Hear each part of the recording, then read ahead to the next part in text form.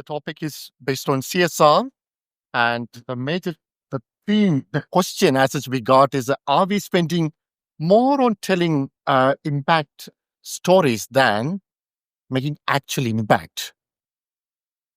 What do you think? And as you hear, we know we want to do, and we are happy to having always talking about it. Very hard to practice. That's the story of the gap. Now, we from Excel, we are also looking into this aspect, how we can fill the gap, not simply telling the story. What is the reality? So, shall we start? And from just what do you think about this question? I can start a little bit on the. So I was when I got this topic, I was doing some research on this topic. Right. So as per ChatGPT says, in India, 35,000 crore is what we spend on CSR, 35. which is a significant amount for sure. Yeah. And when you ask this question of impact, I don't see that impact. With 35,000 crore is a lot of money we are talking about. Yeah. But when I also see, because I've worked in Indian companies, I've worked with the MNCs also. I've seen both sides of it. Yeah. I think Indian companies, I've seen a significant push on this topic. Especially if you talk about large corporates, and I'm from tech field, right? So I understand that pretty well, right? I mean, if you take Infosys Foundation or if you see Polaris Foundation, I think they've really not only put money, but actually have gone to the deep of India locations and actually created impact. They have seen people coming out of that and then also supporting them into the industry as well.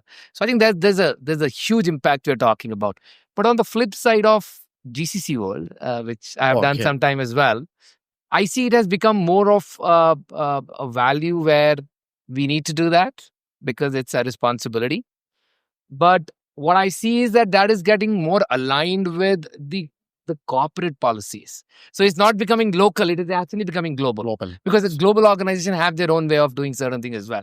There I feel sometimes it becomes more of a funding than actual impact creation. So that's like my 2 cents around the impact piece of what you just said. While each one of us will have different perspectives, right? And to Jitendra's point, I agree. Primarily, we are doing work at grassroots level.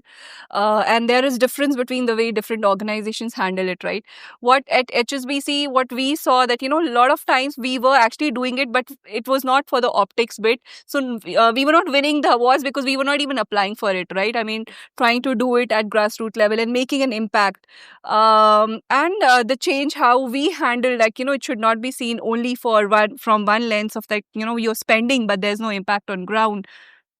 Involving our employees, right? I mean, going the volunteering way, making them connect with, this is how we are spending the money, and then they are able to relate it, right? So various things like, tree plantation and adopting a tree, and they go there and they see it and they nurture it, right? And so, I mean, those various aspects, I think getting employees in the picture, that's where it helps, and, you are able to do it on ground. Okay. And that is coming from the bank itself, the volunteers. From the bank itself, from the Tech GCC itself. Tech GCC itself. It's okay. I think to add to that on similar theme, probably this is, of course, a complex topic. And on one hand, I see the way large MNCs and large reputed Indian companies are handling it, where there is a lot of structure, a lot of process, and a lot of focus around where the money is spent. And then you go further down, and I used to be a management consultant, so I have advised some of the large not-for-profit organizations.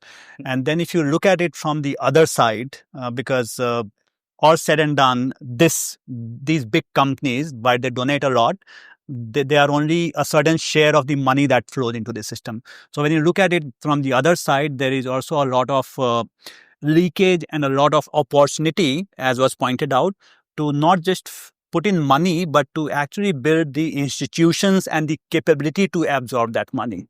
And somehow, looking at it from both the sides, I think a lot of capability building, institution building is happening from the other side. A lot of money is coming from this side. Thankfully, this money, because the corporate governance is strong on this side, is being channeled well. And lately, the trend that I'm seeing with my own organization, I come from Capgemini, is that we are now pivoting a bit from just kind of, either giving money or making our employees do things once in a while, to actually seeing how we can use the capabilities that we have to build some capabilities at the grassroots level. And that is where we find a lot more impact. That's where we find a lot more meaning for our people who are actually going and investing time and money with that. And that's where you also find a lot of fulfillment on the other side. So it's I think we are in a nice transition zone as I see it as we speak. Building the capabilities part of that. Okay, the institutional element also. Wonderful. Yes, thank you.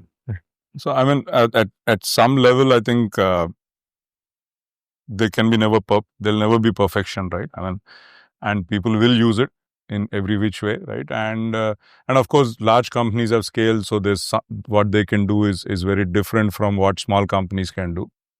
So like in CII, some years back, we tried to create an exchange in southern region, right? So we said, instead of everybody trying to do your own thing, can we create an exchange? And maybe if, say, Infosys is doing something, can we get maybe said one school, maybe it'll be on our name, but they will be doing it, right? And all that. It unfortunately didn't take off.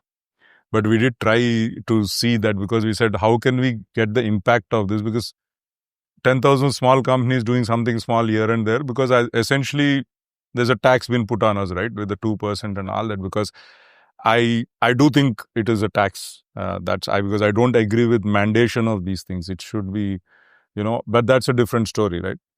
And the other thing which I actually liked is we joined and we enrolled a lot of people in Hyderabad into an organization called SVP. So, which is again, the idea is again to helping these, NGOs scale up, getting management, teaching them. So many of the entrepreneurs are giving their time there. We don't give much in terms of money, but what we do is we help them on how do you scale up your impact, right? How do you get to and there's been amazing stories there, right? And and I think for quite a lot, that's what they're looking at right now. Many of us are businessmen. That's what we're good at, right? Now, like you ask me, every farmer we help, I think there's a social impact we are creating, right? So that's what we are good at, right? Now, the point is, how good am I in advising somebody on how to do, running their charity? Because they're very high on emotion, right? And very low on logic. And nothing wrong. I mean, that's how it is. But then that's where we are getting into that. And I think that's the part I think we need to figure out, because 40,000 companies trying to do 40,000 projects. I think that's where the problem of the model has been. Actually, very interesting. You just made this point, and I was actually going through the number 35,000 crore, and I was thinking, like, it's such humongous number we are talking about. Why can't we have a cohort which basically run professionally? And obviously, the idea is not to make money. The idea is actually create an impact. And the entire framework created by Government of India on CSR is actually very interesting. I've never read that. First time I've read about it, and I said, it's like there is a framework, but I have never seen any reports coming which talks about what is the impact we are creating. Yeah, be it the ratio of the money spent versus the people we are touching, or if, let's say, a lot of money is spent on the education side right now. Is that education money we are spending is actually resulting in those kids reaching some places? Nobody knows. Nobody has the answer, because there's no data. Unfortunately, you do an activity, you build that, and then, there is no... So I think that's where the impact is there, but you have to measure it, right? Yes. So that is something we are looking into the impact as a profit. So, and how do we see the accountability and auditing on that part? We are missing. So companies are being audited for that, right? I mean, each one of us is expected to get audited by an independent body, right? So, and impact made on ground. But to his point, I think, is this available in public domain? Do others know that, for each of the, let's say, each of the pillars or each of the Schedule 7 themes which have been identified by Government of India, what's the impact made? That, yes, that's a missing link. That's a gap. Definitely. And the Government of Telangana, again, not vouching for them, but what they are doing differently is they have this Telangana Special Interest Group for they are bringing all the CSR heads together, and they are trying to now collect that information, right? And one suggestion and one very important challenge which I foresee, and I had placed a request to TSIG head, that I think companies, especially the popular ones, are funding the same NGO, right? And it's possible they are showing, it's possible, I don't know, it's possible that they are showing the impact to the companies for the same set of people. How do you distinguish, right? Let's say, I'm not going to take the name of the NGO. Let's say NGO A is showing to, let's say, HSBC Tech that, you are, we have benefited 100 people. There are, out of those 100 people, some of those kids get absorbed in Amazon, right? We fund their, let's say, support their education. But what if even for Infosys, it's the same 100 set?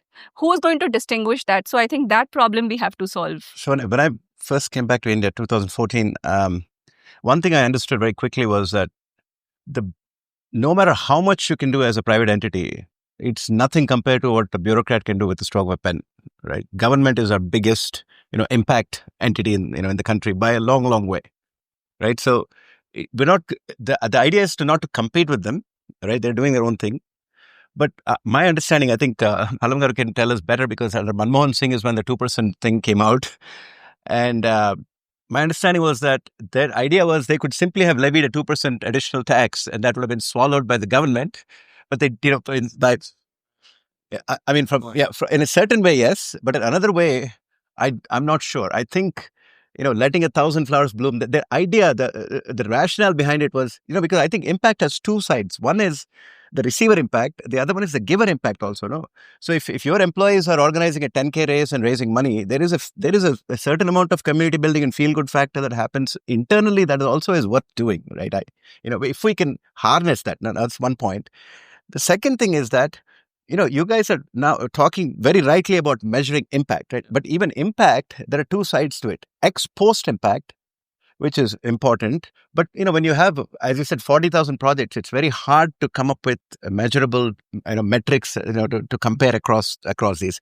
But I think from an even more fundamental standpoint, we need ex ante impact, meaning we need to, first of all, have, like in the US, you have a guide star, someone that can take all the NGOs and rank them on performance, right? Because a lot of corporates are taking the lazy approach, for probably the right reason, because it's not their core business, right?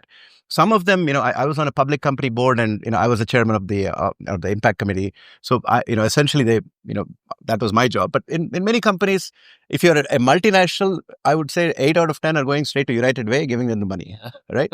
And what are the United Way's cost structures and expense ratios? We have no idea. No, there is no understanding about United Way's India-focused balance sheet, income statement. That stuff is pretty opaque. My suspicion is that, it's a lot of it kind of disappears down that, But United Way is someone that Americans particularly are comfortable with, right? Because it's huge in the US, it's well audited. No one's gonna like argue if you just write your CSR bond to United Way, right? But we need more of those guys as as a starting point. But also NGOs in particular have to be directly ranked. There has to be like where is a CRISIL for NGOs, right? That is helping people. If you wanted to kind of, to hold them accountable, to kind of give the quality filter and to give us a kind of a framework as to where we can deploy, relatively quickly, but with some kind of a backing that tomorrow the income tax department or whoever won't come back and say, wait, where did you give the money?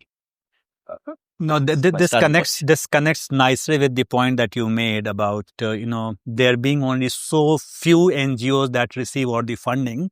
And that's where someone like United Way comes into picture. And in my previous organization, again, we were on that platform. We were giving them tons of money. And I was on our kind of CSR committee that side. So I asked them this question, hey, why don't you have a much, much, much bigger list? Yeah. And their problem was, which I could correlate, was that, hey, look, being an American company and being in some ways your trustee, because you are trusting your money to us, we need to meet X, Y, Z, A, B, C criteria. And when I go and strictly apply those criteria, there are only so few who make the cut, which was their side of things. I could understand. So today, when I need to hire people, smart people, I go to an XRRI, I go to an IIM, because there the likelihood of me getting so many smart people in one go is the highest.